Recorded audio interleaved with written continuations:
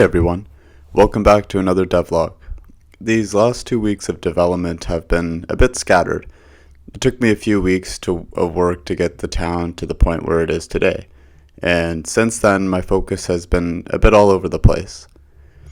That can be one of the challenges of game development, especially when you're a solo developer. It's much easier to think of the next new exciting idea, but to implement them takes a much longer time.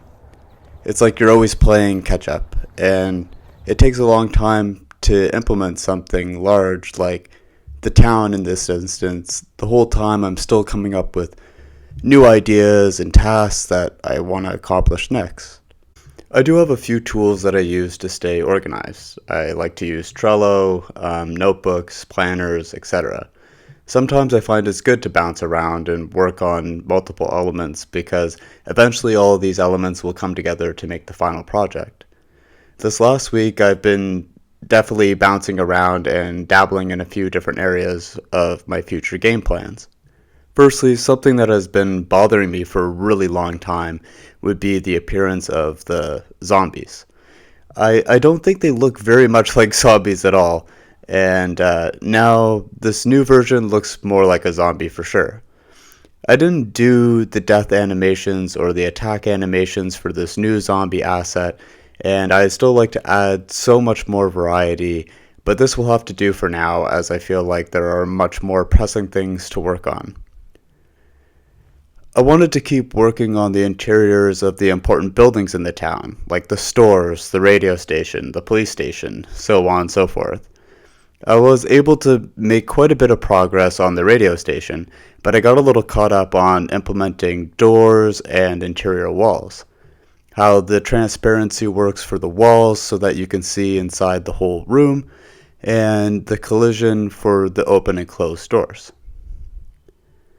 I want to work on the radio station because originally I wanted the player to come here to get quests. You would talk to somebody and they would say, hey, this is what you go do next, or that you would get to be able to select a quest from a quest menu. But now I'm leaning towards more of a pop-up message on the screen sent from the broadcaster at the radio station. The first quest will be to save the broadcaster, which will fix the radio station in the town and start the quest messages. So I started working on the location in the building where the player will be sent to explore and find the broadcaster. So I drew this communications building and tower and placed the road and worked on the room. Currently, I want the player to be able to fast travel to different parts of the world and not have to walk from one room to the next. My thought for this is to use the communications building such as this one and the radio station that the player can teleport to once they discover them. Maybe it would be better to do something like a train track or bus stops or airports or something to do with transportation. But I like the communication idea, like the antennas are easy to see from a distance or are sending out signals so the player doesn't get lost. So that brought me to the next thing I worked on this week, which was the world map, that the player will be able to navigate and travel to different areas. So this is the world map so far. Now, where I am in development today is designing more of this world map, the quests in the quest system, and the survivors which you find and save along the way, and how they can aid you in your survival of the zombie apocalypse. Ultimately, the quests, the map, new POIs are also that the player can unlock new items and find survivors to help them fight the zombie hordes. So my plans for this upcoming week is to design the survivors.